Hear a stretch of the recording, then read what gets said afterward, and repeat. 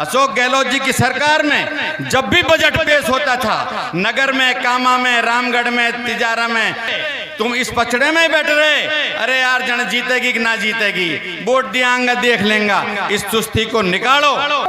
आज समय आ गया है परिवर्तन का। आज इस देश में 10 साल से जो शासन कर रहे हैं, उन झूठे लोगों को भगाने का समय आ गया है। आज हमको इस मंच पर ब्रज मेवात की लाडली बहन जायदा खान जी के नेतृत्व में संकल्प लेना है और इस झूठी सरकार को हटा करके बहन संजना जाटव को लोकसभा में पहुंचाना है, जिससे यह मेवात की आवाज, इस लोहागढ़ की आवाज दिल्ली की संसद में गूंज सके और नरेंद्र मोदी को पता चल सके कि भरतपुर के भी जो लोग हैं सत्ता का परिवर्तन करना जानते हैं।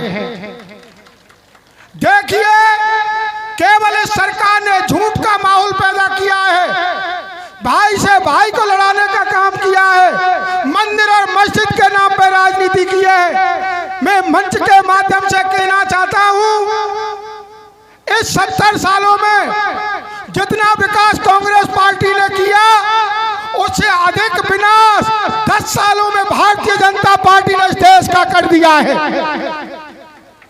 हमको 19 तारीख के दिन सभी काम छोड़ करके अधिक से अधिक संख्या में पहुंचकर कांग्रेस पार्टी के पक्ष में मतदान करना है, जिससे हमारी बहन का सम्मान भी बढ़ेगा और हमारा भी सम्मान बढ़ेगा। दोस्तों, आज हिंदुस्तान में 2 विचारधाराएं काम कर रही हैं। एक तरफ तो भारतीय जनता पार्टी की विचारधारा है, वो सांप्रदायिक विचारधारा है, वो हिंदू मुस्लिम की राजनीति करती है, वो हिंदुओं को पाकिस्तान का और मुसलमानों का डर दिखा करके वोट वसूल न कर जानती है। वो उसके पास और कोई एजेंडा नहीं है, न कभी विकास की बात करती है, वो सिर्फ और सिर्फ आपस में लड़ाने की बात करती है, राम मंदिर के नाम पे सिर्फ वोट मांगती है। मेरे दोस्तों, 10 साल से आप लोगों ने उनके शासन को देख लिया और अब पिछले 4 महीने से आप देख रहे हो कि राजस्थान में उसकी पार्टी की सरकार है और उसने क्या हाल तुम्हारे इस मेवात में, इस इलाके में मचा रखा है। इसलिए आपको बहुत सोच समझ करके कांग्रेस की जो विचारधारा है, कांग्रेस हमेशा सांप्रदायिक सद्भाव की बात करती है, प्यार मोहब्बत की बात करती है और सभी धर्मों के, जाति बिरादरी के लोगों को एक साथ लेकर के चलने की बात करती है। उस कांग्रेस पार्टी ने आप सबके हमारे बीच में आदरणीय बहन संजना जी को भेजा है, जो निश्चित रूप से एक बहुत सज्जन कैंडिडेट है। तो आप सबकी हमारी एक जिम्मेदारी बन जाती है कि हमें कांग्रेस के पंजे को ध्यान में रखना चाहिए। हमें कैंडिडेट की कोई चीज की ध्यान न रख करके, जिस तरह से भारतीय जनता पार्टी के लोग ये कहते हैं कि हम तो मोदी को वोट दे रहे हैं, हम कांग्रेस के कार्यकर्ताओं को भी ये ध्यान रखना चाहिए कि हम सिर्फ कांग्रेस के पंजे को, आदरणीय राहुल गांधी जी को, आदरणीय सोनिया जी को, प्रियंका जी को वोट दे रहे हैं। निश्चित रूप से भरतपुर से कांग्रेस पार्टी बहुत मजबूत स्थिति में है।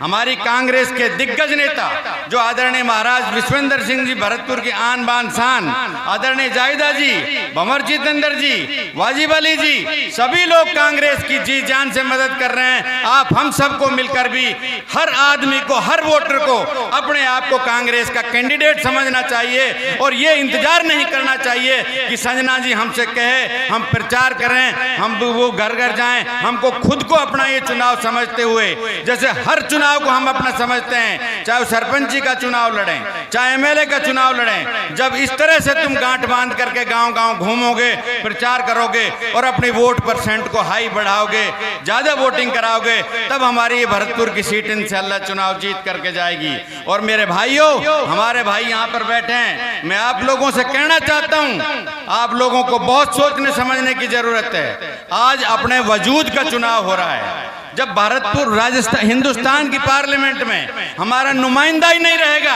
तो तुम्हारी कौन आवाज उठाएगा? मोदी जी ने इस तरह के कानून बना देगा जिन लोगों का, जिन कानूनों के बारे में तुम सोच भी नहीं सकते, वो इस तरह का कानून बना देगा अगर हमारा वहां पर नुमाइंदा नहीं होगा तो।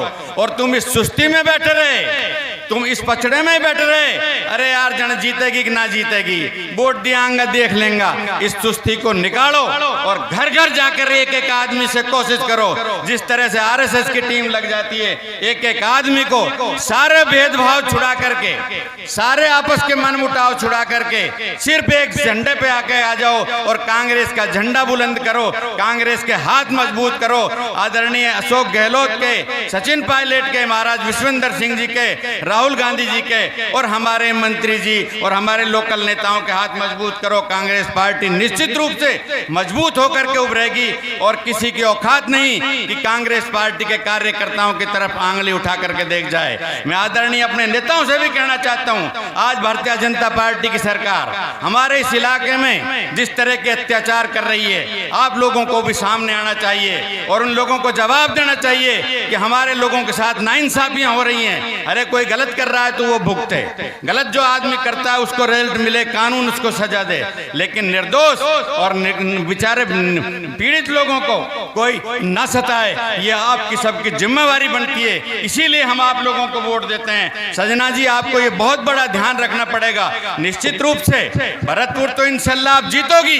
हम सब कार्यकर्ता विश्वास दिलाओ इनको आंगली उठा करके कि हम आपके साथ जी जान से हैं, लेकिन आप इस इलाके की और इस इलाके के लोगों का भी आपको जबरदस्त ख्याल रखना चाहिए। कहीं यही ना समझें कि भाई मैं तो वोट देते ही हैं, मैं वोट देते हैं, ये सही बात है, लेकिन कांग्रेस को देते हैं, लेकिन इनके हकूक की लड़ाई का भी आपको ध्यान रखना चाहिए। हमें पता है यहाँ 10-5 सरपंच बैठे होंगे, पिछले 10 साल से यहाँ भारतीय जनता पार्टी का एमपी है, किसी सरपंच को भारतीय जनता पार्टी के एमपी ने विकास के लिए पैसा नहीं दिया होगा। और आज पिछली आदरणीय अशोक गहलोत जी की सरकार थी, अशोक गहलोत जी की सरकार में जब भी बजट पेश होता था, नगर में, कामा में, रामगढ़ में, तिजारा में, सारे विधानसभा क्षेत्रों में कोई ना कोई विकास की घोषणाएं होती थी, कोई ना कोई विकास की घोषणाएं होती थी। आज रोड बन रहा है, ये बरसाना से लेकर के छपरा तक, ये बन गया कैथवाड़ा से लेकर के ये झांतली तक, ये कांग्रेस पार्टी की सरकार की देन है, भारतीय जनता पार्टी की सरकार की देन नहीं है। 4 महीने में भारतीय जनता पार्टी ने एक पत्थर लगाने की घोषणा इस इलाके में नहीं की। हमारे सीकरी में 220 केवीए का बिजली घर बन रहा है, सीकरी में कॉलेज बन गए। आदरणीय अशोक गहलोत जी की सरकार ने, कांग्रेस पार्टी की सरकार ने ये चीजें हमको दी हैं, आपको ये मालूम होना चाहिए। इसलिए आपको कांग्रेस के पंजे को, चाहे वो एमएलए के चुनाव हो, चाहे एमपी के चुनाव हो, चाहे कोई भी चुनाव हो, जब तक कांग्रेस के पंजे को मजबूती से नहीं पकड़ोगे, जब तक तुम्हारे हालात खराब होते रहेंगे। इसलिए मैं कोई कैंडिडेट नहीं हूं चुनाव लड़ने का, मैं तो आप लोगों से सिर्फ कहना चाहता हूं कि आप लोगों को बहुत मजबूती से कांग्रेस का प्रचार करना चाहिए। भरतपुर ही नहीं, जहां भी आपका मौका लग जाए, टेलीफोन से पूरे हिंदुस्तान में, चाहे हरियाणा की बात हो, चाहे अलवर की बात हो, सब जगह प्रचार करो लोगों से, भाई कांग्रेस को वोट डालो। और हर आदमी को, अब तो आलिम आदमियों के भी बयान आ रहे हैं कि हमारा फर्ज बन जाता है वोट डालने का, वोट डालना एक कानूनी अधिकार है। अगर तुम वोट नहीं डालोगे तो एक दिन ऐसा आएगा कि तुम वोट डालने से भी वंचित रह जाओगे। धन्यवाद, जय हिंद, अस्सलाम वालेकुम। कोई गलती हो गई हो तो माफ करना।